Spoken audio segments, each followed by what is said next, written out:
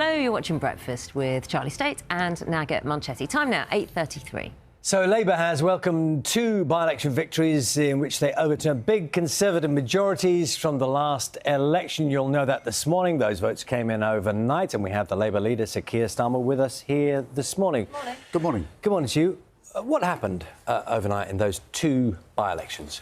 Well, understandably, we're very pleased with those results. These were huge swings to Labour. The Wellingborough one was the second biggest swing in a by-election since the Second World War. So this is a very significant swing.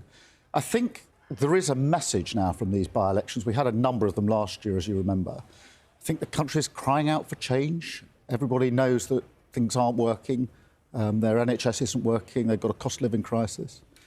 I think they've concluded that the Tories have failed after 14 years. They can see now the Labour Party has changed. It's a different party to the party in 2019. And they can see that we've got the answers to their problems. And I was very pleased last night to see that we were clearly getting Tory switchers. In other words, people who hadn't voted for the Labour Party before, coming out last night and voting for the Labour Party in a by-election. And I think that vindicates, if you like, or is evidence. But I would say this, particularly to my team, there is more work to do. There is always more work to do.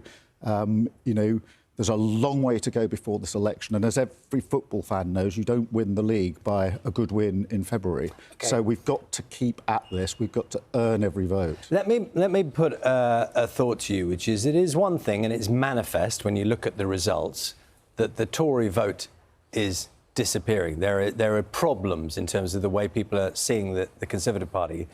And you have just won those two by-elections, and that is also clear. But do you feel like, as Kier Starmer, future potential Prime Minister, that this is a glowing endorsement of you? I think that if you look at these two results, you can see the vindication of the hard work that I've done as leader and that we've done together as leader. And I'll tell you why. Just take Wellingborough as an example. Because I know you will have no end of Tory spokespeople out today saying it's a by-election, it's mid-term, which it isn't anymore, by the way. It's low turnout. In Wellingborough, yes, there's a low turnout. That tends to be the position in by-elections. But more people voted Labour yesterday than voted Labour in 2019, despite the low turnout. Now, that is not possible unless people who didn't vote Labour before have come over to us and been persuaded. You've slightly deflected the question, which is whether you see it as if you like, a glowing endorsement of you. Yeah. If these the predictions come true and Labour wins the general election, you will be Prime Minister. Yes. Now, do you see this as a glowing endorsement of you? Well, the only reason I deflect the question, I don't tend to personalise it. But yes, I'm very proud of that result. I'm proud of the work that I've done as leader.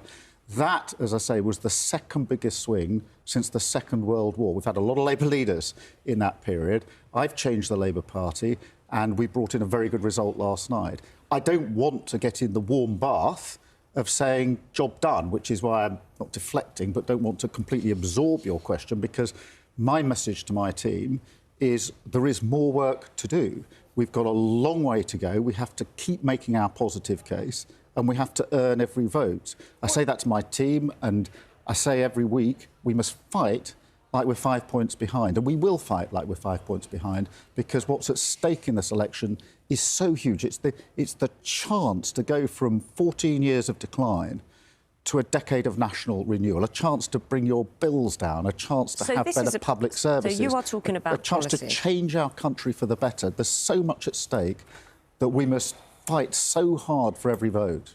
You can do that with policies, but whether or not it's comfortable talking about yourself and putting yourself front and centre of a Labour victory, it is a fact that people vote for Prime Ministers. People vote for people when they vote for Prime Ministers. What are you working on yourself to become more appealing in a general election year? Well, look, I'm working on how to be the best leader I can be of the Labour Party in very difficult circumstances. I had the opportunity to pick the Labour Party up in 2019 after our worst election results since 2035. Which in some ways is an easier way to do it when you're picking up from a low point. But now you're here. Just hear me out, because I accept the argument that if you start from a low point, then you tend to make progress. But the progress we've made from the worst results since 1935 to being now credible contenders, and that's all we are, for the 2024 election. I have to say, when I took over as leader, most people shook me by the hand and said, good luck here. And in the next breath, they said, you will never do this in one 5-year parliamentary term. Most people didn't think it was possible. We're trying to do, if you like, what Kinnock, what Smith and Blair did over 13 or 14 years in 4 short years. Now, you know, I am pleased with the progress we've made. We are a changed party. People can see that. That's why people who didn't vote Labour before are now voting Labour, sometimes for the first time. That is vindication. But there's so much more that needs to be done because this is going to be a long year. There's a lot of work to do. We have to fight. And every vote is because of what's at stake for the country. We cannot carry on like this. I'm conscious we have 3 more minutes with you. I'm sorry. So a couple of things I want to talk to you about. The week you've had, the last week you've had, has been described as one of the worst. That's it. One of the worst weeks in your leadership. Okay, and the reference to that. We have just had 2 massive by-election wins. Up until the Friday. by-election results, and the reference to that, the reason that has been described, that you will be well aware, is you've had to suspend 2 parliamentary candidates over comments regarding anti-Semitism, Yes. Perceived as anti-Semitic. Yes. And there has been a lot of criticism about you delaying that first suspension and then reacting to the second suspension. It's kind of part of the reason I'm asking you about you. And when you came and you declared that, you said that anti-Semitism would be driven out of the Labour Party, and yet there were these delays. Yeah. Whether or not you are stepping up to the promises you made, and you're going to be seen as them, and I won't, and you'll be aware of the U-turn argument as well, various U-turns that have been made under your leadership. Can I take both those things Please. Absolutely head on? Because I've had to take 2 tough decisions in the last 10 days. The first was to change our plan in relation to the £28 billion of investment that we wanted to put into the economy under the Green Prosperity Plan. Because of the damage that the Tories have done to the economy, I had to change my plans. Now, I don't think the Tory attack that says you had to change your plans because we broke the economy is as good as they think it is. Because many people watching this programme will have had to change their own plans, where they're going on holiday, what they're doing at Christmas, how much they can afford in the supermarket because the Tories have broken the economy. But I had to take that tough decision, and I took it because I'm not prepared to make a promise that I can't keep, and I will not make a promise I can't keep. In relation to the second point you put to me, I did something that no leader of the Labour Party has ever done before, which is to remove a candidate in a by-election where they cannot be replaced, because I was so determined to take decisive action in relation to anti-Semitism. Was it quick? And it's a reminder. Well, a decision is a decision. You can say it's decisive. You did it, but was it quick enough? It was decisive. It's never been done before. Was it done quickly enough? And look, it was done within days, and I think it was to remove a candidate in a by-election who cannot be replaced is not a small matter. It's not the same as simply removing a whip. It is a massive decision for any political leader to take. There's an offensive comment against a community. Because, in effect, we are giving up a Labour seat. Now, it's the right thing to do, but what it shows is when there's tough decisions to be made, I take those decisions. That's what I've been doing for 4 years, taking tough and ruthless decisions to change this party. I've taken 2 tough and ruthless decisions in the last 10 days. Has it been bumpy? Are you going to be doing them, making them quicker? Has it been bumpy? Yes, of course it's been bumpy. But were they the right decisions is the question I ask myself as we get to Friday, tail end of the week. And they were the right decisions. Mr. Starmer, politicians are often accused of just waiting and seeing what the mood music is. And people feel that about your decision-making. You say you waited 24 hours to assess things. What you're actually doing and your people are doing is, which way is this going? How's it playing? And people are cynical about that, and they think that's the game you're playing. I don't think that's fair. If you look at the record of the last 4 years, I've taken decisive action against the ex-leader of the Labour Party, who will not even be standing as a Labour candidate at the next election. People could accuse me of many things, but I do not think they can accuse me of a failure to take tough and ruthless decisions which other leaders in a timely fashion. Ever taken before. Nobody has ever said to a former Labour leader, you won't stand as a Labour candidate in the next election. You do know Nobody's what we're ever saying. removed a candidate We're talking before. about not making the decision, not taking the decision. Yes, you took the decisions.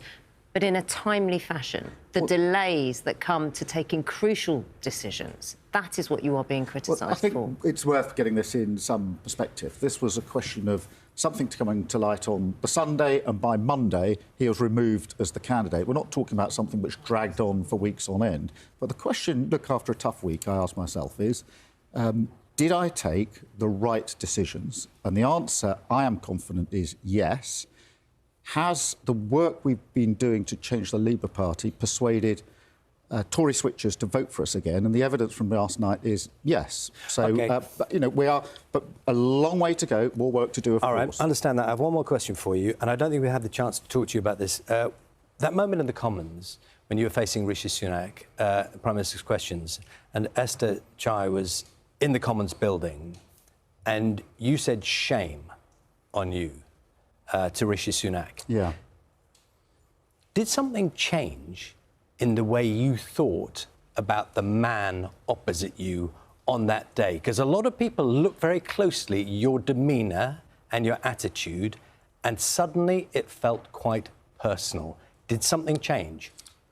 Something went through me in that moment, because I knew Esther... No, I don't want to go through that whole argument again. People understand that. My question to you is very specific about whether, looking at the Prime Minister, Rishi Sunak, you thought about him differently. Did something fundamentally change about what people see as maybe some respect between the two of you?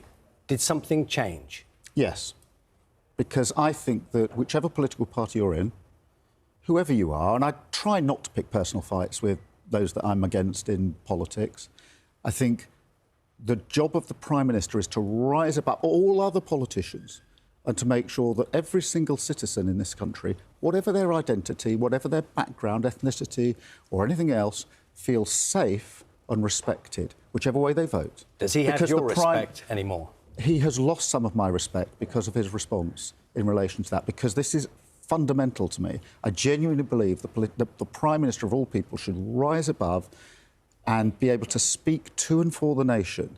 And every citizen should feel safe and respected. That is a bare minimum. And I thought he crossed a line when he said what he said. Whatever his views on the issues in question, I thought he crossed a line, and that's why I was genuinely shocked. Our apologies to your team, because I think we've pushed you slightly over your time that you were designated for us, so I hope that's OK. Thanks for having me again. Sir Keir Starmer, thank you very much.